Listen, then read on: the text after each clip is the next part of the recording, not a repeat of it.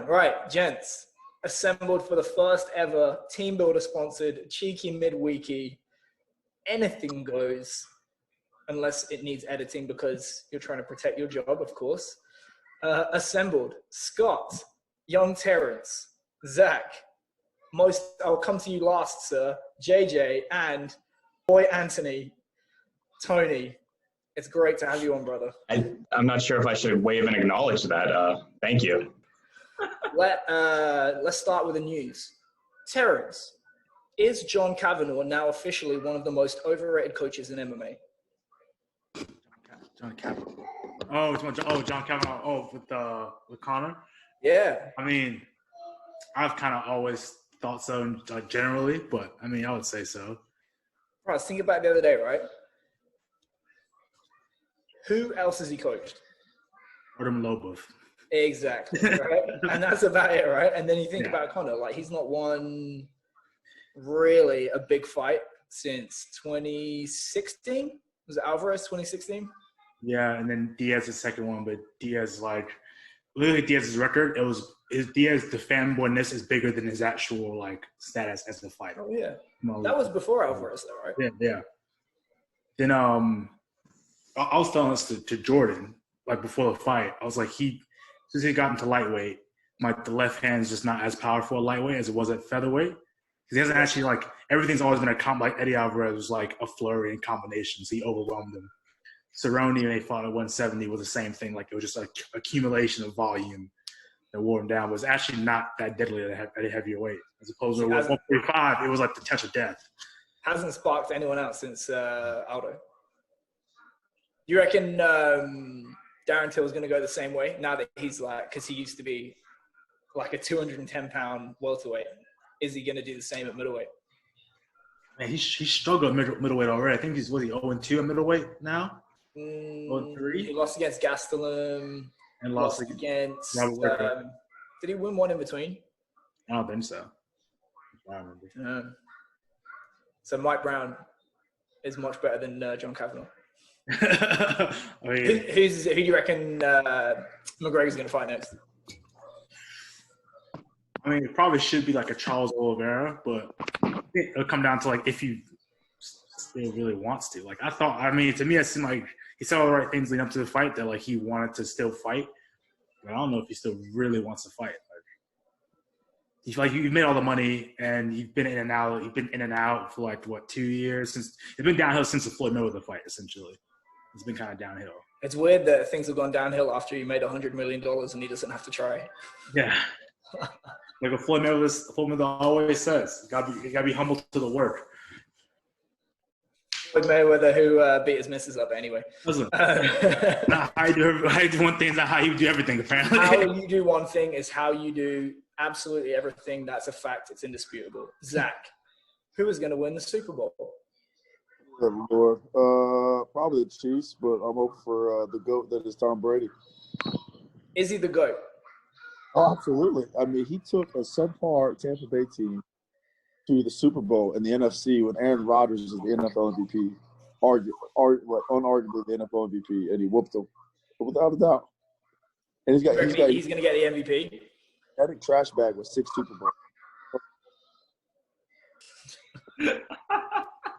Scott, who's going to win the Super Bowl? Bruh, I would not bet against Tom Brady at this point. Not enough weapons. The man's been there. All the stats about how many times he's been to a Super Bowl out of his career compared to other ridiculous stats. I got to go with Tom Brady. Also got to give a shout-out to my CVAP's 2015 roommate, Anthony Paroli, who went from Buddy's intern to now head strength coach of the Buccaneers on his quest to win one. Yeah. And then also a shout-out to Harvard's finest, Gronk edition, Cam Brait, one of my buddies from my hometown from growing up, that is one of their tight ends there.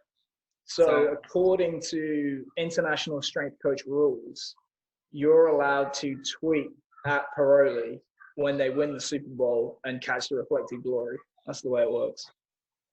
That, and I did give Cam bench press tips 4 years ago during one workout, so he will be listed as an athlete that I've trained. I mean, the weight room does equate to championships, fellas. It's not recruiting or anything. Absolutely not. Absolutely not.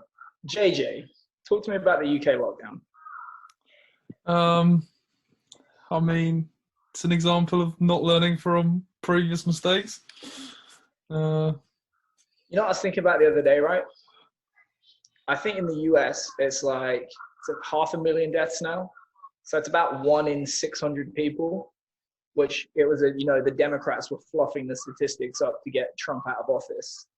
And in the UK, where Trump was not in office, it's even higher as a percentage of the population, which is intriguing.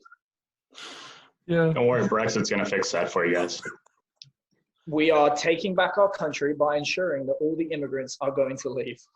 We had a mid-hiatus of COVID while we had Brexit for a week, and then the deal got done and COVID came back. Have you felt the impact of Brexit yet or no?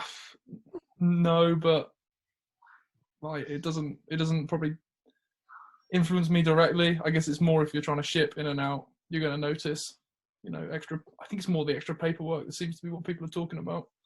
What's the travel like? Is it still, kind of like free travel to and from the continent? Or? Well, as for Brexit, I don't know, but I know that obviously, I think we were shipping out, and then France essentially said no one can come in, and then we had said no.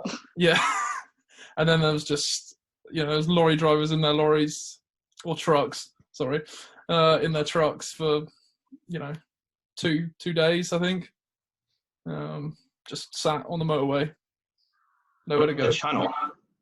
Yeah. Like, what are they going to do with that now? I don't think that will. I think that'll stay. I don't think it will restrict travel as much, maybe as some people would probably purport that it would. But you don't know, do you?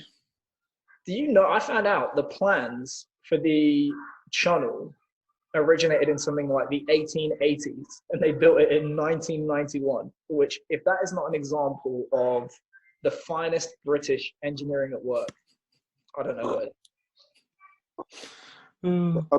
The last plague, they wore masks on their face, and that was 100 years ago, like worldwide plague, and we're still years. You're talking about the Spanish flu? What was that? I don't know. Or the bubonic plague. Apparently, the bubonic plague took out like 30% of Europe. I don't know. I've been reading Super Training. I'm drawing a blank, but 100 years later, we're still wearing. So. Yeah, but that could just be Nassim Taleb's Lindy effect, which is the longer something's been around, the longer it's going to be around. Like, the wheel has been around for 10,000 years. People are still going to use it. You've been in the deep south too long. How is your new job going? Oh, it's wonderful. I can't complain at all. I feel I got purpose, I got passion, I'm lifting heavy, and I'm eating thick. I got no complaints. I'm not going to say that kind of plan doesn't work, but no, it's good. I complain. It's good kids. A lot of responsibility. I mean, you and me have talked about it. Terrence and Scott have talked to you about it. It's a good. I mean, we're doing some good stuff, and support coaches that listen and want to learn. It's good. What are like the big? What do you think the low-hanging fruit is going to be on a technical level? In terms of what? What's going to create the biggest impact or the biggest improvement for the least amount of effort or intervention on your part? I mean, before we got on here, actually, I'm not trying to sound like too crazy. I was just looking at our capital data from last year. I mean, looking at the wins and losses from all the weeks that they won, they averaged the lowest volumes of the season.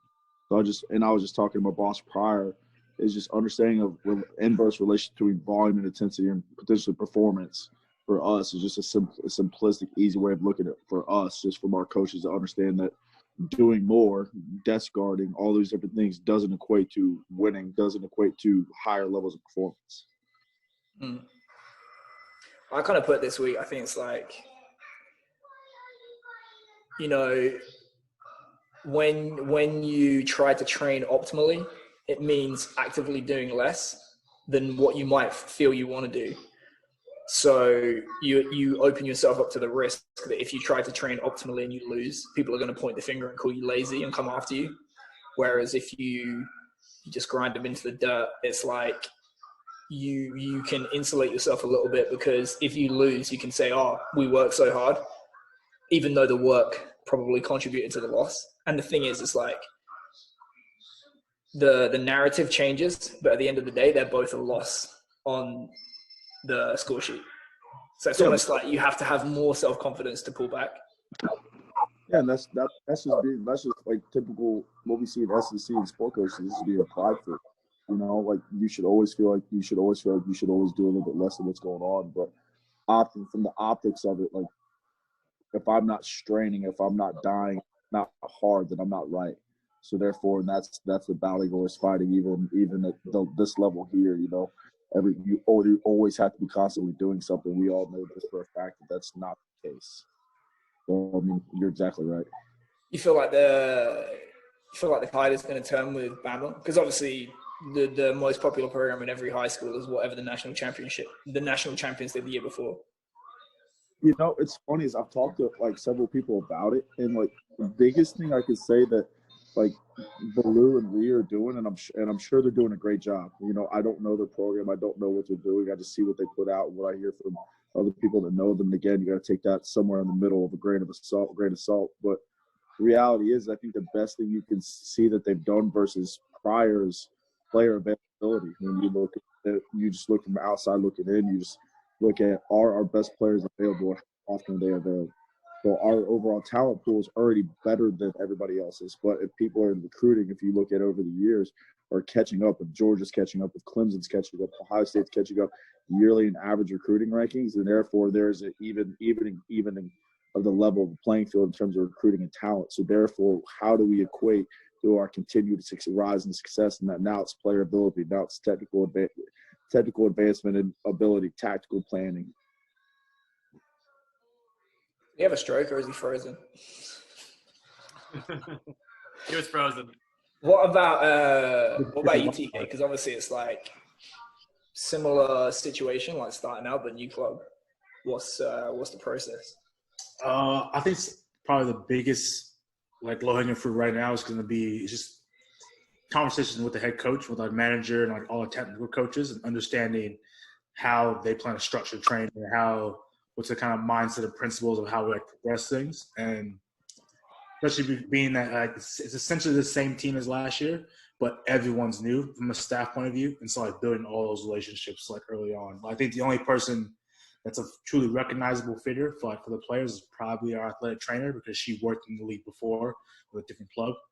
And so I think early on it's going to be that, and then getting context to all like data. So like I had to have a conversation with some people that are talking about, oh, we're going to do in terms of GPS and load. What are you kind of thinking? And I was like, well, we don't know what practice looks like. Like, I don't know what your practice is like. You don't know what my fitness is going to look like. My speed is going to look like. We're going to use essentially like 10 weeks or so of preseason. That provides us a lot of time to like get a lot of context. Do they know what the game looks like though first? Because I think it's kind of like you almost have to know what the game looks like first before you know what practice should look like. Because practice, you're trying to hit certain aspects of the game, right? Yeah, and we know what the game looked like previously. Like last year, I had like all last year's data and what practice looked like and what the game looked like for their style of play.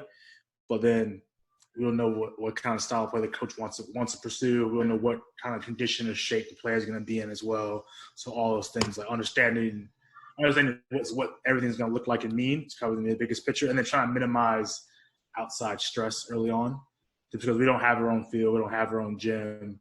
So like we're renting all those things out this year. So trying to make some of those things as like logistically as seamless and easy as possible. Yeah. Right. So like we put this giant trailer, basically a building, like by the field now. So we're like the AT's office will be, like coaches can also be in there. Like I'll probably do most work from there, or like my part. Didn't the Rams make the Super Bowl off a temporary facility though? Or was that their second year? I think that was the second year. I think. Yeah. I remember when they. Huh? For the greatest show on turf, bitches. Kurt Warner, Marshall Park. TBA. Talk to me about baseball, bro. In what sense? What are you looking for? The lowest hanging like technical fruit? Nah, bro. What, like, probably this is not going to happen again in your career. You had a group of athletes. You trained them for like a month. Then it's all been remote since. And is it right now that team doesn't exist anymore? And now you're having to like completely start over again. I got to train for 2 months, but yeah, we've been like just contacting them remotely this whole time, and trying our best to help with training as you can. It's a different animal for me. Obviously, working professional versus the collegiate setting, where now you're dealing with outside programs, and these adults now are running programs from people they trust, and it's their career, and it's a little bit different. It's a little bit more managing than I guess developing, but it's the challenge is going to be getting them ready to play the 182 game season every day for 8 months, PK, just about. Do you see the private sector guys? Do I speak to them? Yeah, so I'll reach out to them, but we gotta all guard our secrets. They're not very forthcoming sometimes. For real. Yeah. What percentage of the time would you say they spend with private sector guys versus you like year round? I think we have a pretty good program going on, especially with Dr. Waggle running it. So we have a lot of buy-in from our guys. They've seen a lot of good improvements over the past couple of years. So probably it's the minority that are running the private guys programs, but you still have to deal with it. Is it money, or what do you think is the driving factor for like guys that do gravitate more towards the private sector? Like familiarity, comfort. It's what got them to that level in their mind. At least they think that, and something they've done before. They feel like if they change it, maybe the success that they've had previously will be diminished in some way. I mean, it's probably going to be case to case, I'd imagine. Because Verlander is like everyone at the Astros, it was like Verlander's guy for him. Is that right? Wait, say the first part again. I missed it. Justin Verlander, you said basically it's like it's all his guys. He only trains with his guys. Yeah, pretty much. Especially like in off season, he's the only way to train like in off season, lead him to spring training. But yeah, it's his guy out in California. A lot of it comes down to like what I noticed was either do other guys train there, so like a place like Cressy, APEC, to like you'll have a large group of guys. So a place like Cressy, you can walk in off season and it'll be multiple big league guys there, a lot of minor leaguers training there. So that familiarity with other players as well. And then, or a lot of agencies now are building their own like performance, like ninja performance centers. And so a lot of sports agents that will have. Is that like an IMG kind of thing? Not necessarily. Like it'll be a smaller, but won't be like a school or anything like that attached to it. It's literally just, if it's Rock Nation agency, they'll have like a gym essentially, and like they'll hire. Like so basically, your dream job. Yeah. You know what's funny is going off TK. What you said is a buddy of mine who just got out of the NFL was telling me there's a gym out for like a specialized like group in the NFL that when you sign with them, it's like you can pay like their monthly fee, or when you sign with them, they can choose like you sign with their agency and they take 1% of your contract. Yeah. So every year he gets 1% of your contract. So if you're talking about a guy, it's like $55 million, like that's a decent little investment for that guy, and he gets to represent you and whatever else you make, plus on top of training fees, and he gets a guaranteed 1% every year. And I won't throw out names, but that's just for the training, or that's for the agent? That's just for the training, and then that's agency fees and all that stuff on top of it from how it's Isn't the agent like 3%? They probably have, I think, over 100 NFL players plus like whatever the combine prep is they do and all that double dipping they're doing. All right. The one time I had an agent, the organization paid for the agent. So basically, like the number they quote you is all net after tax. So it's like whatever they put on the contract is what you're taking home, and they pay the agent fee, which obviously for me would not have been a lot. But then for it's not American football money, but if you have a guy like making $1 million a year, they basically just pay the agent like maybe $100,000 or $50,000 for a couple of meetings. And I knew a guy when I was working in the championship in England.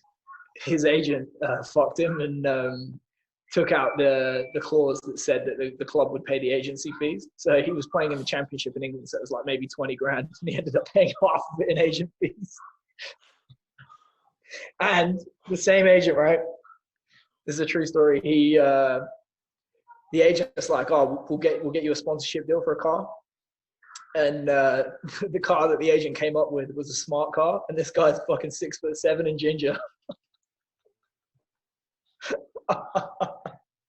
Which is a tremendous segue to Scott. How's the Olympic side treating you, brother? Oh, big fucking smart It's car. good to have, huh? No, just a big- What the heck? Bro, this man's on a delay. What'd you say, Zach? I said big smart car guy. Olympic side has been good. It's been nice to have the autonomy of programming again, the different personalities that accompany Olympic sports, and the little more individualized care that they require. But there's some good personalities that I'm working with, and some high-level athletes that I'm working with too. So it's been fun. The hours has been. I'm sorry. How many sports you got? 4: men's and women's tennis, diving, and then men's golf. So You got a couple. sports You got a few rotational sports in one. Say that one more time. You got a few rotational sports in one. Yeah. So some similarities. Definitely dug into William Whalen and Terrence Cannell's book to pull from with that, and yeah, it's been good. The nice thing is that from the background they were coming from a training standpoint, there's a lot of qualities that largely went undressed that I've been able to start exposing them to and be a little bit more intentional in addressing, coupled with the fact that the pandemic's happening. They're all trying to compete right now. It's like just a little bit of everything, and it's more than enough for most of them. So simplest means possible to keep moving the needle and hopefully keep building through the end of the season, which will, for most of them, will be NCAAs. Terrence, what book is that Scott just referenced? BHM, baby, Big Hitters Manual.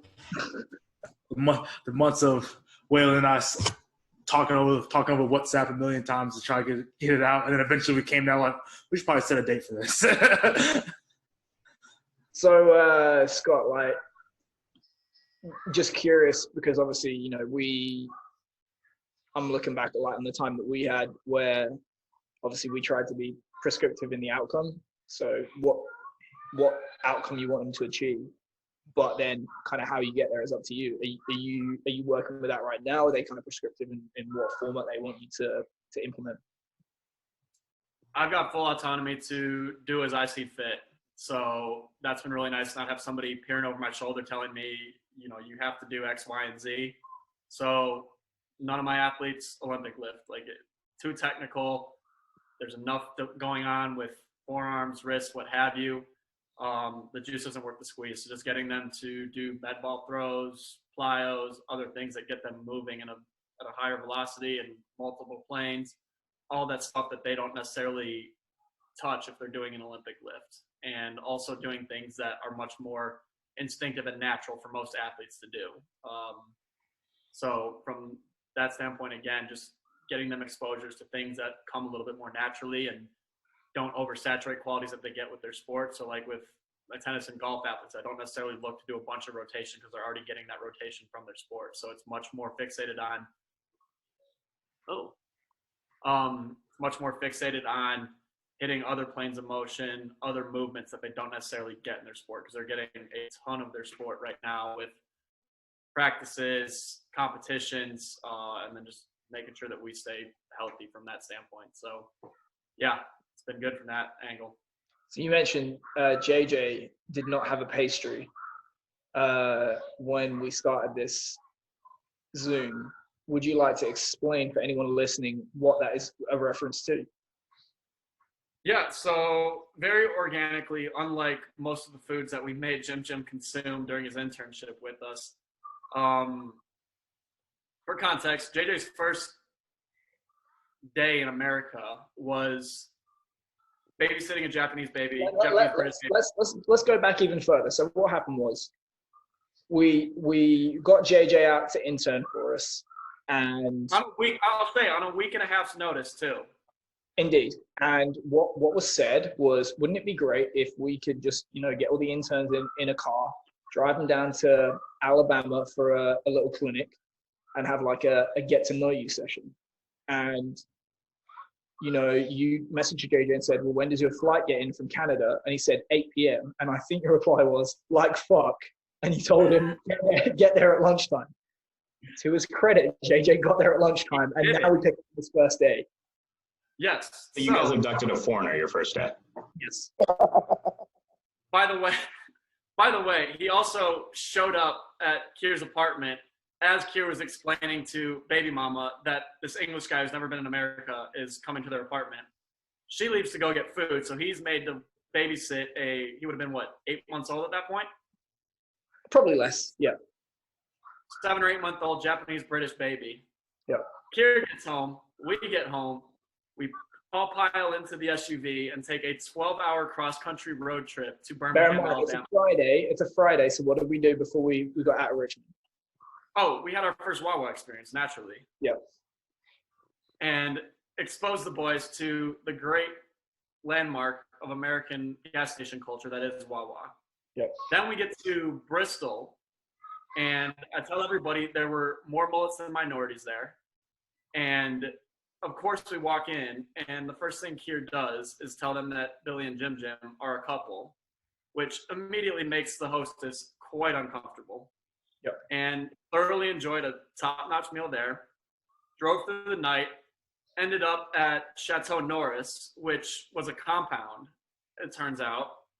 And the next day we did the day clinic at UAB and got Dreamland Barbecue. No, it was donut breakfast. Donut breakfast. By Dreamland Barbecue, where Irish Billy attempted to order a salad.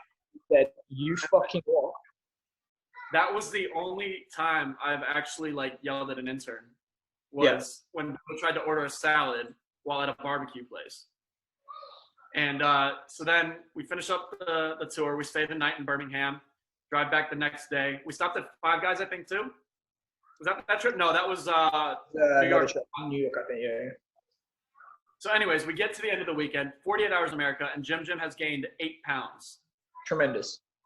The snowballs picked up steam. We're like, why stop there? Well, no, what we said was, can you imagine if JJ gets diabetes before he goes back? And we went, ha, ha, ha, ha, ha. And then we thought, why don't we try? So what became us just getting him a pastry every time we went to Wawa turned into the meal plan we gave them at the dining hall, where they would encounter athletes, and athletes would just unsolicited bring him cookies, brownies. It's like the scene from A Beautiful Mind where they bring the pens at the end, just leave them on the desk. It was kind of like that, but with diabetes.